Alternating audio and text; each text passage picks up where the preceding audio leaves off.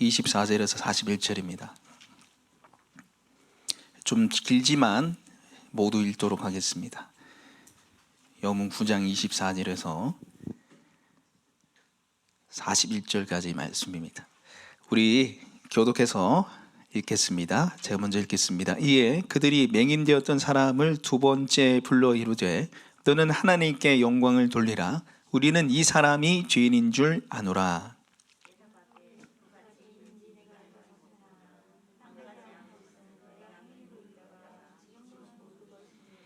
그들이 이르되 그 사람이 내게 무엇을 하였느냐? 어떻게 내 눈을 뜨게 하였느냐?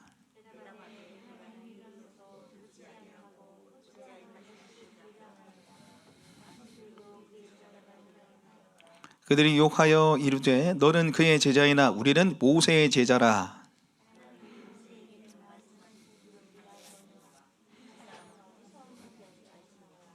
그 사람이 대답하여 이르되 이상하다. 이 사람이 내 눈을 뜨게 하였으되 당신들은 그가 어디에서 왔는지 알지 못하는도다.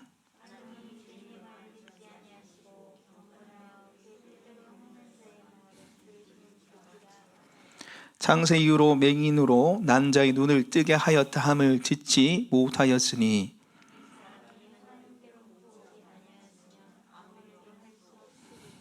그들이 대답하여 이르되 내가 온전히 죄 가운데서 나서 우리를 가르치리나 하고 이에 쫓아내어 보내니라.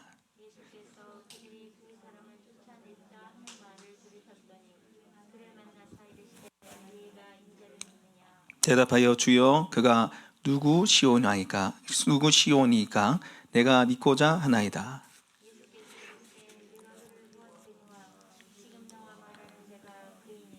이르되 주여 내가 믿나이다 하고 절하는지라.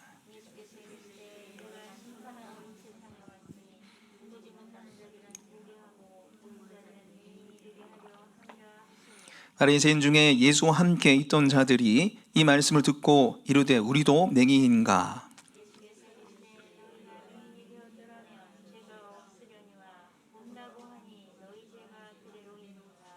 아멘. 네. 우리가 지난주 요한복음 9장 말씀을 나누면서 고난의 의미라는 제목으로 함께 말씀을 나눴습니다. 그러면서 고난의 이유를 함부로 찾아서는 안 된다 그랬습니다. 맹인된 이 사람을 보고 제자들이 했던 말이 무엇입니까? 그가 맹인되었던 이유가 그의 죄 때문입니까? 그의 부모의 죄 때문입니까? 이 죄 때문이라는 거죠. 이 세상의 죄로 인해서 이 모든 불행들이 우리한테 찾아왔지만은 개인의 삶의 그 고난이 모두 죄 때문만은 아닙니다. 그래서 고난의 의미를 우리가 막 찾으려고 다른 사람 그리고 나에게서 찾으려고 하면 안 된다 그랬어요. 그래서 두 번째는 고난의 이유보다 목적에 집중해야 된다. 뭐에 집중해야 된다고요? 목적. 우리는 막 이유를 찾잖아요. 왜 접니까? 왜 하필 납니까? 뭐 이유를 찾으려고 그러는데 그 이유를 안다 한데 우리가 수긍하기 힘들다 그랬고요. 때로는 하나님이 천국 가는 그날까지 우리로 하여금 알려주지 않을 때가 있다 그랬습니다. 욥이 고난을 당한 이유를 알지 못했습니다. 고난을 당한 이유를 알지 못하고 끝까지 하나님도 알려주지 않았습니다. 그냥 하나님의 하나님 되시만 이야기하셨죠. 고난의 목적을 바라봐야 됩니다. 그래서 이 세 번째 대지가 우리 고난의 목적에는 보내심이 있다 그랬습니다. 보내심. 실로암의 뜻이 무엇입니까? 보내심을 받았다는 뜻이죠. 그래서 이 맹인인 이 사람은 보내심을 받았다는 것을 실로암에서 경험하게 되고요. 고난에는 부르심이 있다 그랬습니다. 고난에는 부르심. 세상의 빛이 되는 내가 세상에 있는 동안에는 세상의 빛이다. 그런데 주님 세상에 없잖아요. 이제 세상의 빛은 누가 줘야 됩니까? 우리가 줘야 됩니다. 우리가 하여야 하리니 반드시 우리가 세상의 빛으로 하나님을 드러내는 삶을 살아야 되는데 때로는 하나님이 그 고난의 통로를 통해서 다른 사람을 위로하고 세워가길 원하신다. 함께 말씀을 나눴습니다.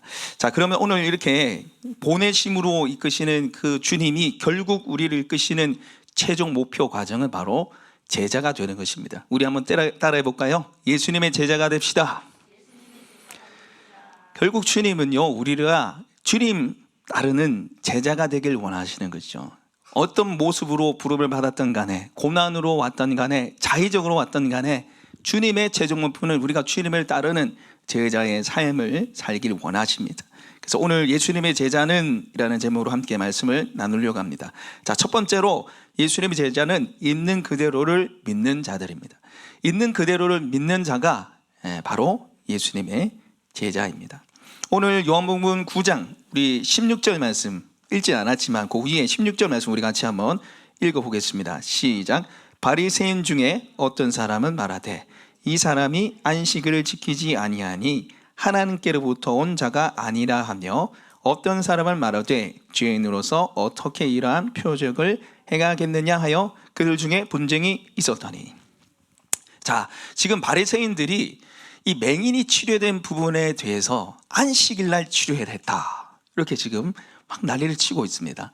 그들 중에서 분쟁이 일어났어요. 어떤 사람은 야, 맹인이 치료됐는데 이 사람 어떻게 죄인이겠느냐. 아니다, 안식일에 치료해줬기 때문에 이 사람은 죄인이라, 이런 분쟁이 일어났어요. 자, 근데 여러분 한번 생각해 보십시오. 날 때부터 맹인이 치료가 됐어요. 그러면 사람들이 어떻게 해야 됩니까? 기뻐해야 되죠.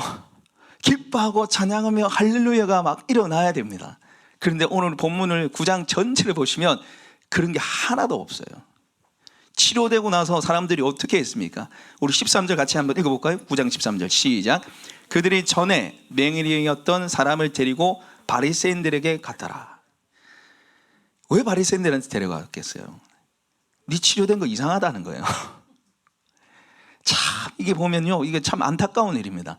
아니, 맹인된 사람이 치유가 됐는데 함께 기뻐하고 축하하고 하나님께 영광을 드려야지 너 이상하다는 거예요. 종교 지도자인 바리새인들 가서 한번 물어보자는 거예요. 근데 바리새인들이 하는 말이 뭡니까? 안식에 치료해 줬다고? 이상하다 이거. 안식일 어겼잖아. 왜냐하면 안식일에 병 고치는 자체가 일이라는 거예요. 여러분, 10계명의 네 번째 계명이 뭡니까? 안식일을 기억하여 거룩히 지키라죠. 하나님은 거룩히 지키길 원하셨어요. 그래서 뒤에 나오는 말이 아무 일도 하지 말라는 거예요. 내 남종, 내 여종, 내 문 안에 거하는 객이라도 아무 일도 하지 말라. 중요한 게 뭡니까? 하나님께 집중하고 예배하는 삶을 안식일날 보내길 원하셨어요. 그래서 아무 일도 하지 말라는 거죠. 그런데 바리새인들은 뭘 붙잡았습니까?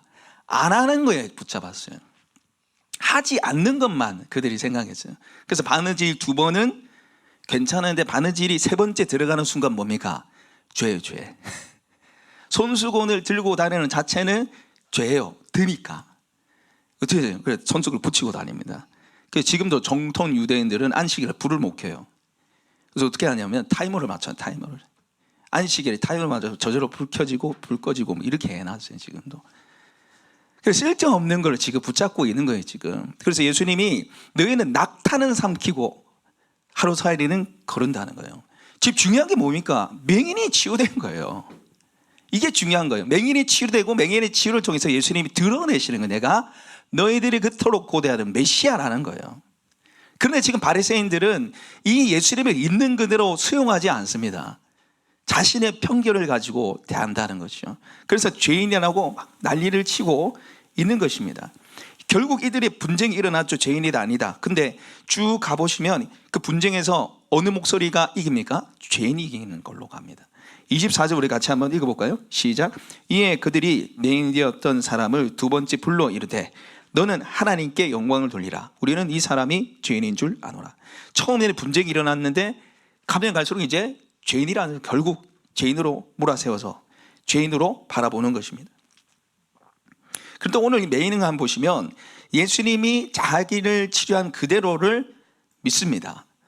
9장 15절을 같이 한번 읽어볼까요? 시작. 그러므로 바리새인들도 그가 어떻게 되었는지를 물으니 이르되 그 사람이 진흙을 내 눈에 바르매 내가 씻고 보나이다 하니. 그 사람이 내 눈에 진흙을 바르고 실로암강에 가서 씻으니까 그 사람이 나를 치료해 줬다는 거예요. 그래서 이 바리새인이 너는 그 사람 어떻게 생각하냐? 이렇게 물어보니까 17절 읽어보겠습니다. 시작. 이에 맹인 되었던 자에게 다시 묻되 그 사람이 내 눈을 뜨게 하였으니 너는 그를 어떠한 사람이라 하느냐? 대답하되 선지자이다 하니. 그 사람이 나를 치료해 줬고 나는 그 사람이 선지자라고 생각한다. 하나님 보내신 사람이니까 내가 치료되었지. 아니면 치료가 안 된다는 거죠. 예수님의 행하신 일을 있는 그대로 믿고 받아들이는 것을 우리가 오늘 이 맹인을 통해서 경험하고 보는 것을 볼 수 있습니다. 여러분 가정교회 우리가 하고 있는데 가정교회 핵심 가치가 뭔지 아세요? 가정교회 핵심 가치 임재 경험, 그건 목장 모임의 목적이고요. 영혼의 죄를 삼는 건 이거는 교회 존재의 목적입니다.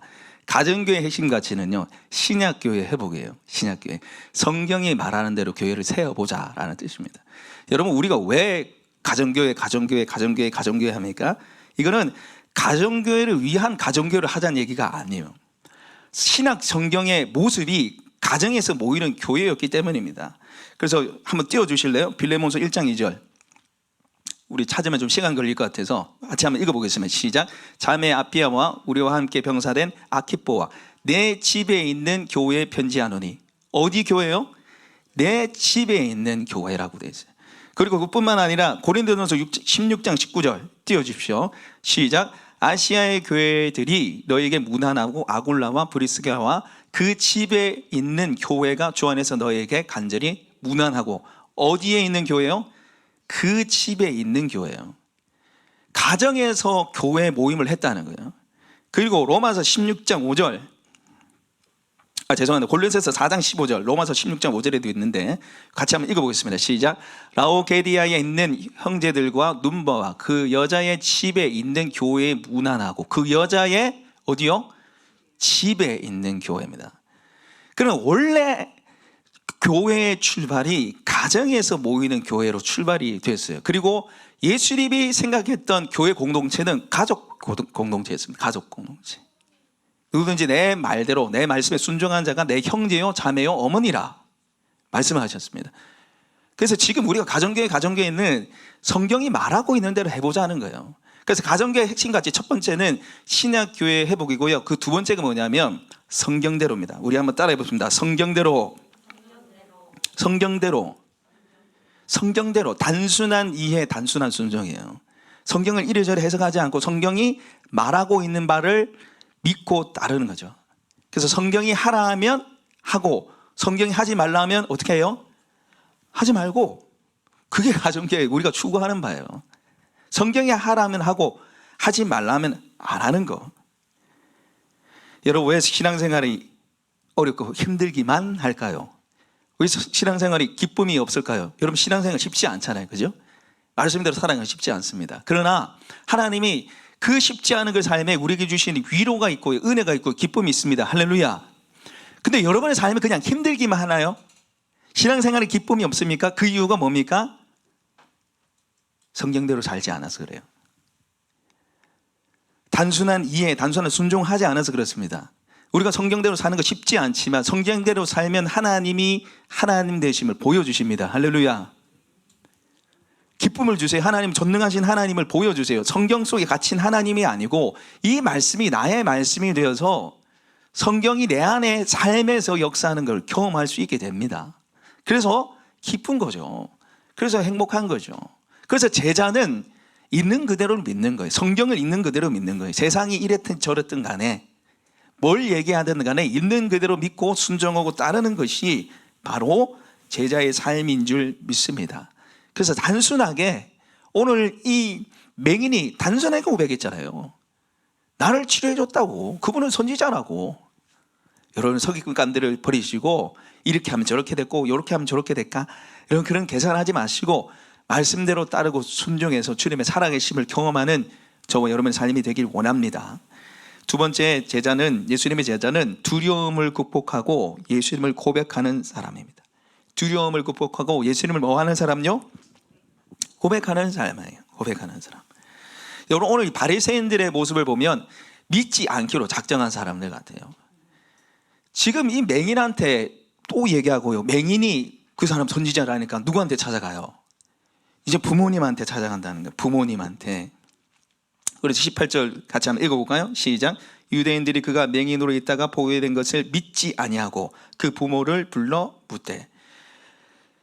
그가 맹인으로 있다가 보게 된 것을 뭐 했다고요? 믿지 않았다는 거예요.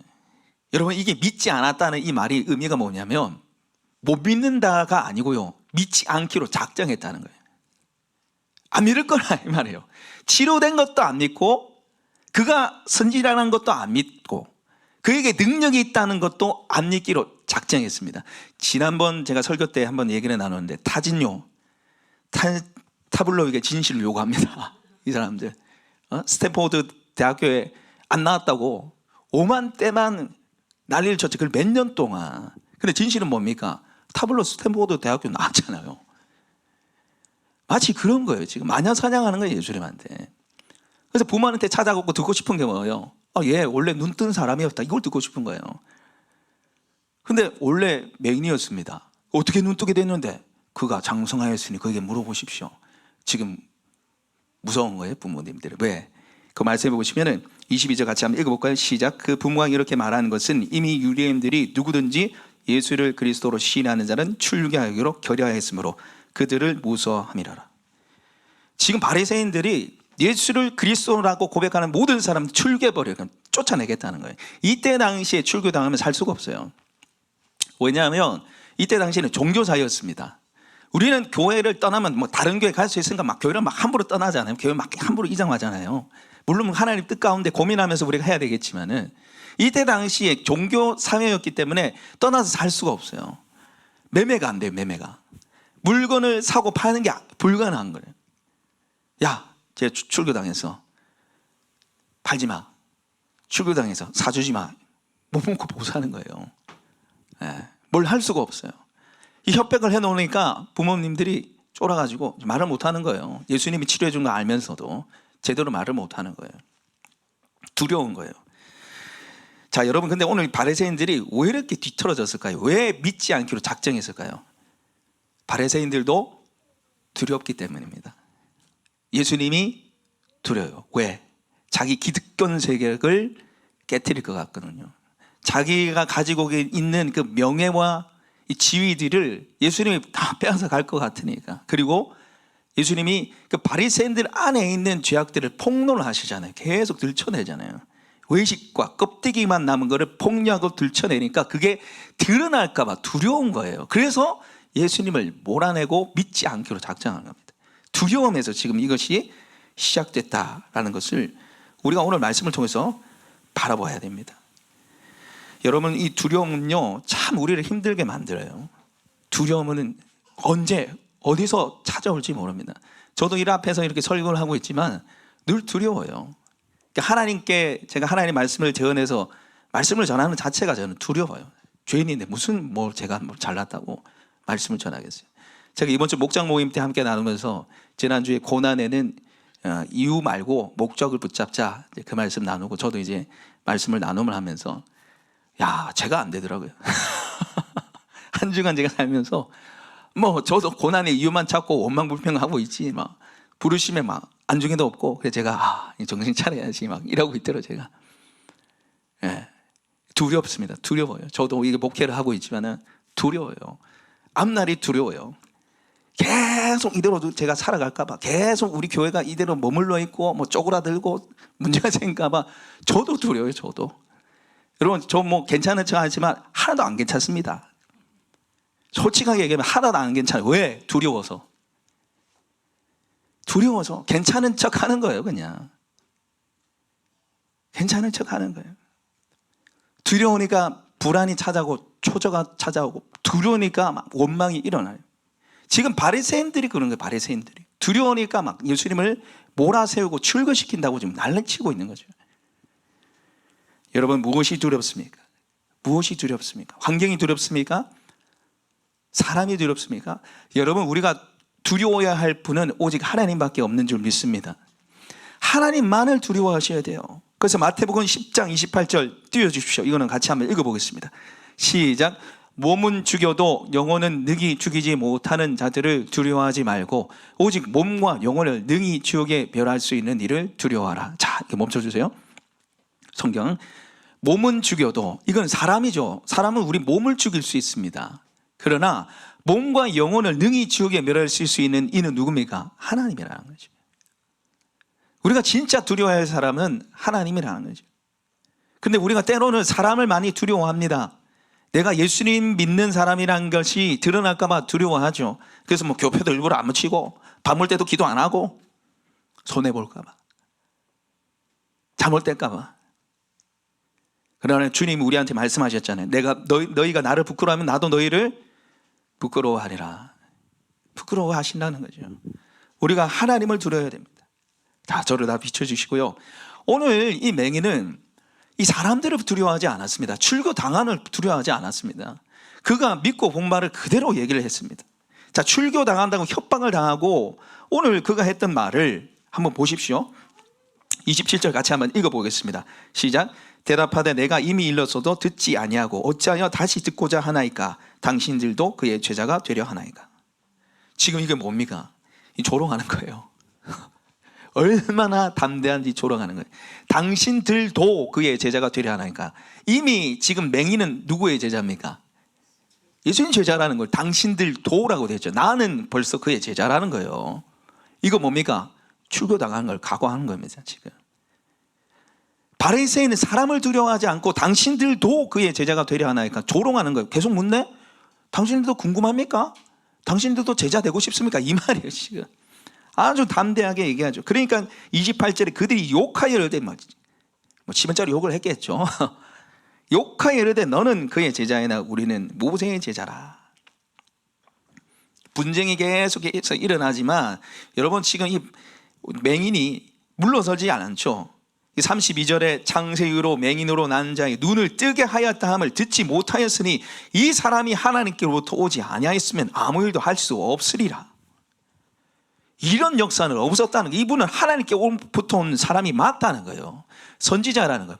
그리고 뒤에 그가 두려움 없이 예수님을 고백하니까 예수님이 찾아오셔서 예수님이 메시아됨을 알려주시고 그가 예수님을 그리스도로 고백하고 만나게 되는 겁니다. 그래서 여러분, 이 사람 앞에 하나님 시인하는 게 중요합니다. 나는 신앙생활 나 혼자만 잘 믿으면 되지 아니라니까요. 내 신앙과 믿음을 체킹할 수 있는 바로미터 기준 중에 하나가 내가 사람 앞에 내가 예수 믿는 것을 고백하느냐는 거예요. 그래서 우리가 마음으로 믿어 입으로 시인해서 구원의 완성이 이르게 되는 겁니다. 할렐루야. 여러분은 삶의 주인이 주님이시라면 결코 주님을 부끄러워하지 마시고요, 사람이나 환경을 두려워하지 마시고 하나님을 두려워하시는 저 여러분 되시길 바랍니다. 그래서 물러서지 마시고 주님을 주님으로 고백하십시오. 그럴 때 여러분의 삶을 주님이 책임져 주세요. 출교당했지만 예수님 다시 찾아오셨잖아요. 마찬가지입니다. 두려워함으로써 물러서면 우리의 신앙은 줄어들 수밖에 없어요. 결국 예수님 부인하게 되는 거죠. 갈수록 시대는요 주님 부인하게 만들 겁니다. 갈수록 신앙생활 힘들어질 겁니다. 여러분 믿음을 견고히 하시고요, 어떤 상황에도 나는 주님을 믿는 사람이라고 선포하고 고백할 수 있는 저 여러분 되시길 소망합니다. 마지막으로 예수님의 제자는 예수님을 닮아가는 사람입니다. 예수님을 닮아가는 자가 바로 예수님의 제자입니다. 우리 PPT 좀 띄워주실래요? 이거 성경 구절을 좀 비교를 해야 돼가지고 PPT를 붙여주시면 좋겠습니다. 자, 요한복음 8장의 예수님과 요한복음 9장에 나타난 맹인이 거의 똑같습니다. 비교라고 지금 해놨는데 거의 똑같아요. 자, 이거 한 번씩 보면요, 보냄을 받은 자입니다. 예수님도 보냄을 받은 자고 맹인도 보냄을 받은 자예요. 우리 같이 한번 읽어볼까요? 예수님입니다. 시작. 만일 내가 판단하여도 내 판단이 참되니 내가 혼자 있는 것이 아니요 나를 보내신 이가 나와 함께 계심이라. 나를 보내신 이 보냄을 받았다고 얘기하죠. 자, 맹인도 마찬가지입니다. 요한복음 9장 7절 시작. 이르시되 실로암 못으로 가서 씻으라 하시니 실로암을 번역하면 보냄을 받았다는 뜻이라. 이에 가서 밝은 눈으로 왔더라. 보냄을 받았다는 거예요. 예수님도 보냄 받고요, 지금 맹인도 뭐 한 거예요? 보냄을 받은 거예요. 둘 다 보냄을 받은 거예요. 제자의 특징이 뭐냐면 예수님을 닮아가는 사람입니다. 어떤 사람요? 닮아가는 사람. 닮아가요. 자, 그 다음에 보시면 사람들이 보내심을 믿지 않아요. 예수님을 믿지 않죠. 자, 요한복음 8장 13절 시작. 바리새인들이 가로되 내가 나를 위하여 증거하니 내 증거는 참되지 아니하도다. 자, 보냄을 받았다 얘기했는데 보냄을 믿지 않습니다. 거절합니다. 자, 그 다음에 맹인도 마찬가지예요. 시작. 유대인들이 저가 소경으로 있다가 본된 것을 믿지 아니하고 보게 된 것, 보냄 받은 것을 믿지 않았습니다. 그리고 세 번째는요, 자기를 드러내요. 나는 나다. 자기 정체성의 선포를 하십니다. 그러니까 보냄을 받았다고 얘기를 해도 믿지 않고 받아들이지 않았죠. 그런데 다시 내가 보냄을 받은 자라고 얘기를 합니다. 예수님도 그렇고요, 맹인도 그렇습니다. 자, 예수님 한번 볼게요. 읽어보겠습니다. 시작. 예수께서 가라사대 진실로 진실로 너희에게 이르노니 아브라함이 나기 전부터 내가 있느니라. 제가 지난 시간인가요? 이 말씀이 내가 있느니라, 이 말씀이 그냥 존재의 의미가 아니라 에고 에임이라 했습니다. 나는 스스로 있는 자라요. 내가 바로 하나님이라는 뜻이에요. 그런데 이 얘기를 맹인도 합니다. 같이 한번 읽어볼까요? 시작. 혹은 그 사람이라 하며 혹은 아니라 그와 비슷하다 하거늘 제 말은 그가 말하기를 내가 그러라 하니. 내가 그러라 하니, 이게 뭡니까? 에고 에임이에요. 하나님만이 할 수 있는 말을 지금 맹인이 했습니다. 내가 그 사람 맞다는 거예요. 너희들은 부정해도 나는 그 사람이 맞다는 거예요. 자기 정체성을 드러내는 거죠. 나는 그리스도인이 맞다는 뜻입니다. 우리로 적용하면 나는 그리스도인이 맞다는 거예요. 너희들이 보내심을 부정해도 너희들은 내가 예수님 제자라는 걸 부정했는데 나는 그리스도인이라는 거죠. 그리고 네 번째는 핍박과 고난을 당합니다. 같이 한번 읽어볼까요? 시작. 그들이 돌을 들어 치려 하거늘 예수께서 숨어 성전에서 나가시니라. 예수님이 그리스도임을 드러내니까 돌을 들어 죽이려 했잖아요. 결국 돌을 들여서 죽였죠. 그게 뭡니까? 십자가잖아요. 십자가. 예수님이 숨어서 성전에 나가서, 숨어서, 이건요 무서워서 숨은 게 아니에요. 그들이 받아들이지 않자 하나님의 은혜를 감추셨다는 의미예요. 드러내지 않으셨다는 의미예요. 이제는. 근데 이 맹인도 핍박과 고난을 당하죠. 같이 읽어보겠습니다. 시작. 그들이 대답하여 이르되 내가 온전히 죄 가운데 나서 우리를 가르치려 하느냐 이해하고 이에 쫓아내어 보내니라. 쫓아내어 보내니라. 이게 출교를 당했다는 의미입니다.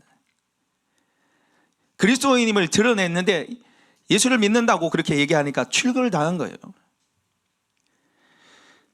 여러분, 이게 뭔지 아시겠습니까? 실로암 못입니다. 여러분, 우리가 생각하는 이 실로암 못은 어디 뭐 흙 같은데 웅덩이 조그만하게 파놔가지고 있는 걸로 생각하지만 그렇지 않습니다. 거물로 이렇게 지어진 모습이고요. 이 실로암 못이요 생각보다 깊습니다. 생각보다 깊어요. 이게 언제 만들어졌냐면 히스기 왕 때 기원전 740년경에 바위를 뚫어서 물길을 만들었어요. 이게 지금 잘 안 보이실 텐데 이 기온샘부터 시작되고요. 이 거리가 실로암까지 520m가 넘습니다. 여기까지. 실로암 못이 여기입니다. 여기. 실로암 못이 여기인데 기온샘부터 시작해서 실로암까지 이 520m가 넘는 이 수도를 팠어요. 바위를 뚫어가지고 엄청난 대공사를 지금 한 거예요. 그런데 이 기온샘이 시작입니다. 기온샘 이부터 시작해서 가장 낮은 곳이 어디냐면 실로암입니다. 자, 저를 비춰주세요. 다시. 여러분, 지금 우리가 예수님을 닮는다는 것은 최종적인 의미로 낮은 자리로 간다는 거예요. 실로암 못이 가장 낮은 샘물이었습니다. 그래서 예수님이 실로암 못으로 보내는 거예요.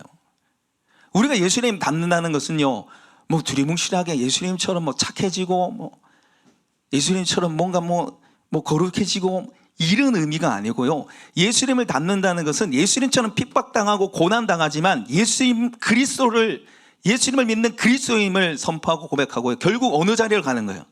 낮아짐의 그 자리로 가는 거예요. 그래서 빌립보서 2장에 너의 가운데 이 마음을 품으라.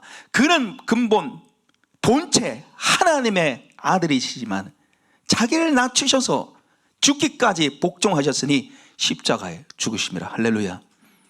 너희는 이 마음을 품으라 되어 있잖아요. 그 마음이 뭡니까? 낮추는 거예요. 섬기는 거예요. 죽기까지 복종하고 다른 사람을 섬기는 게 바로 제자의 모습이에요. 그게 바로 예수님 닮은 거예요. 하나님의 본체이셨던 그 주님이 낮은 모습으로 낮춰서 인간의 몸을 입고 이 땅에 오셨잖아요. 그리고 하나님임을 부인하시고 저와 여러분을 위해서 죽으셨습니다. 그게 바로 섬김이죠. 여러분, 우리가 예수님 닮는다, 예수님 제자라는 것은 나를 낮추는 거예요. 할렐루야. 나를 십자가에 못 박고 나는 나를 높이고 싶잖아요. 나를 드러내고 싶잖아요. 그래, 나를 낮추고 다른 사람 섬김으로 그를 살려내는 게 바로 그리스도인의 모습입니다. 그게 바로 우리가 주님을 따라가야 할 모습이라는 거죠. 여러분, 세상에서 성공은요, 나를 섬기는 사람이 많은 게 성공이라 그러죠. 그죠? 우리 집에 가정부 있고, 우리 집에 운전기사가 있고, 내 밑에 일하는 사람 한 50명, 100명 되면 그 사람이 많으면 많을수록 뭐예요? 야, 이 사람 성공한 사람이라 그래요. 그게 세상입니다. 그러나 여러분, 말씀이 말하는, 신앙이 말하는 성공은 뭡니까? 나를 섬겨주는 사람이 많은 게 아니고요, 내가 섬겨야 될 사람이 많은 게 성공입니다. 할렐루야. 나를 섬겨주는 사람이 많은 게 아니고요, 내가 섬겨야 되는 사람이 많은 게 성공이에요. 낮은 자를 높이시고요, 누구든지 으뜸이 되고자 하면 종이 되어야 하리라고 말씀하셨습니다. 내가 섬겨야 될 것이 많고 내가 섬겨야 될 영혼이 많은 게 여러분, 신앙생활 성공입니다. 여러분, 우리는 모두 섬김의 자리로 부름을 받았어요. 교회 안에 목사, 사모, 목자, 목녀, 교사, 방송팀, 자양팀, 차량운행, 여러 가지 모습으로 섬김을 받았습니다. 때로는 이 섬김을 그만두고 싶을 때도 있고 지치고 힘들 때도 있죠. 그러나 여러분, 그 섬김의 자리가 많으면 많을수록 여러분 신앙생활 성공하는 겁니다. 할렐루야. 우리는 섬김의 자리로 부름받았다니까요. 가정에서 어머니, 아버지 그 섬김의 자리입니다. 자녀 섬김의 자리입니다. 직장에서, 학교에서 그 섬김의 자들이들이에요. 내가 섬기는 VIP들이 많고 때로는 상처받고 때로는 힘들지만 여러분, 그 모든 것이 사실은 뭡니까? 상급이에요. 섬기지 않고 어떻게 우리가 상급을 받아 누릴 수 있겠습니까? 그래서 빌립보서 그 5장부터 시작해서 그는 본체 하나님의 아들이시나 동등됨을 취할 것으로 여기지 아니하시고 자기를 죽여 십자가에 못 박혀 족종하셨으니 그 뒤에 있는 말씀이 뭡니까? 이름으로 그를 지극히 높여 모든 이름 위에 뛰어난 이름을 주사 되어 있습니다. 주님이 낮추셨기 때문에 모든 이름 위에 뛰어난 이름을 취하셨습니다. 여러분, 우리도 마찬가지예요. 그냥 높아지지 않아요. 우리가 낮은 자세로 섬길 때 주님이 우리를 높여주실 줄 믿습니다. 그게 바로 제자의 삶이고요, 그게 바로 주님이 우리의 삶에 요구하시는 거예요. 오늘도 주님의 길을 따라가면서 여러분, 주님은요, 성경을 통해서 우리에게 두리뭉실하게 얘기하지 않습니다. 야, 제자처럼 살아야지, 나 믿는 사람처럼 살아야지, 나 믿는 사람처럼 거룩하게 살아야지. 맞아요. 그런데 그 거룩함은 나를 부인하고 낮추고 섬기는 거예요. 그게 바로 예수님의 제자의 삶인 줄 믿고요, 그렇게 살아갈 때 주님이 우리의 삶의 주인이 되시고 저 여러분의 삶을 통해서 영광 받으시고 생명이 살아나는 역사 있을 줄 믿습니다. 그 길로 걸어가시는 저 여러분 되시길 축복합니다. 오늘 우리에게 주신